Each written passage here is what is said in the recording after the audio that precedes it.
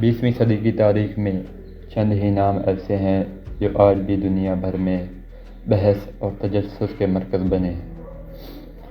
انہی ناموں میں سے ایک نام ایڈولف ہٹلر کا ہے، ایک ایسا شخص جس نے جرمنی کو اکنامک کرائسس سے نکال کر ایک طاقتور ملک بنایا، لیکن ساتھ ہی دنیا کو ایک ایسی جنگ میں دھکیل دیا جس میں لاکھوں لوگوں کی جان گئی۔ یہ کہانی ہے اس کی زندگی کی، اس کے عروج کی اور اس کے سیاسی سفر کی۔ ایڈولف ہٹلر 20 اپریل 1899 کو آسٹریا کے شہر بروناؤ میں پیدا ہوا۔ اس کے والد ایک کسٹم آفیسر تھے جو بہت ہی سخت مزاج کے تھے، اور اس کی والدہ کا نام ہٹلر کی والدہ کالرا ہٹلر اپنے بیٹے سے بہت محبت کرتی تھی۔ ہٹلر اپنی ماں کے بہت قریب تھا اور زندگی بھر اس کی عزت کرتا رہا۔ کہا جاتا ہے کہ ہٹلر کی والدہ کی وفات نے اس پر بہت گہرا اثر ڈالا۔ بچپن میں ہٹلر کو پینٹنگ بنانے کا بہت شوق تھا۔ اسکول کی تعلیم میں وہ کوئی خاص کامیابی حاصل نہیں کر سکا، لیکن پینٹنگ بنانا اور ہسٹوریکل بلڈنگ میں اس کی دلچسپی نمایاں تھی۔ جوانی کے دنوں میں ہٹلر نے سب سے بڑا خواب دیکھا۔ وہ Vienna academy of fine arts میں ایڈمیشن لینا چاہتا تھا۔ اسے یقین تھا کہ وہ ایک دن مشہور آرٹسٹ بنے گا، لیکن 1907 میں اس کی زندگی نے ایک موڑ لیا۔ اکیڈمی نے اس کی اپلیکیشن ریجیکٹ کر دی۔ اگلے سال اس نے دوبارہ کوشش کی، لیکن پھر ناکامی ملی۔ یہ دو ریجیکشن اس کی زندگی کے سب سے اہم لمحوں میں سے تھے۔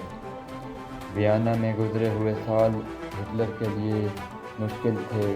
کبھی وہ چھوٹے کمروں میں رہتا، کبھی مزدوری کرتا اور کبھی پینٹنگ بیچ کر گزارا کرتا۔ اسی دوران اس نے سیاست اور قومیت کے نظریات میں دلچسپی لینا شروع کی۔ 1913 میں ہٹلر آسٹریا چھوڑ کر جرمنی چلا گیا۔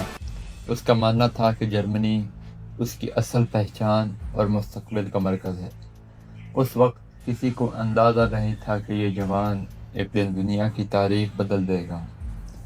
صرف ایک سال بعد یورپ میں جنگ کی آگ بھڑک اٹھی۔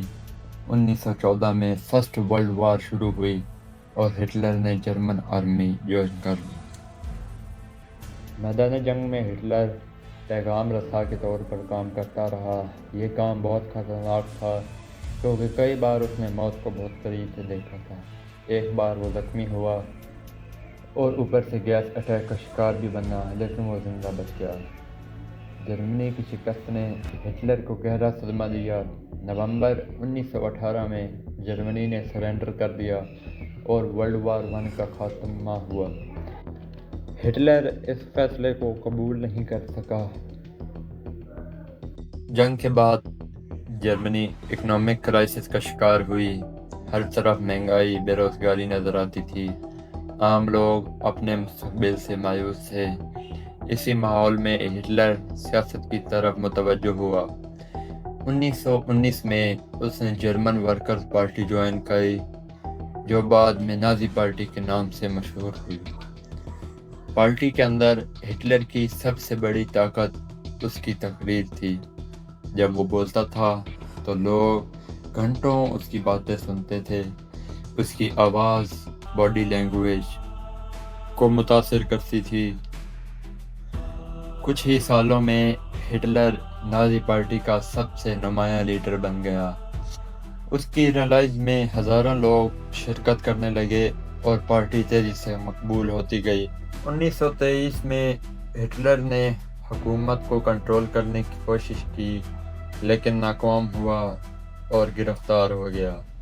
جیل میں گزارے ہوئے مہینوں کے دوران ہٹلر نے ایک کتاب لکھی۔ اس کتاب میں اس نے اپنے سیاسی اور قومی نظریات بیان کیے۔ جیل سے ریلیز ہونے کے بعد ہٹلر نے فیصلہ کیا کہ وہ طاقت حاصل کرنے کے لیے الیکشن اور سیاسی نظام کا استعمال کرے گا۔ 1929 میں دنیا گریٹ ڈپریشن کا شکار ہو گئی۔ جرمنی کی اکنامی پھر تباہ ہونے لگی، بے روزگاری بڑھ گئی اور لوگوں کا حکومت پر بھروسہ کمزور ہو گیا۔ یہ حالات ہٹلر کے لیے ایک نیا موقع ثابت ہوئے۔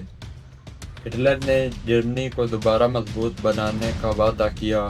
اس کی سپیچز اور پروپیگنڈا نے بہت سے لوگوں کو متاثر کیا۔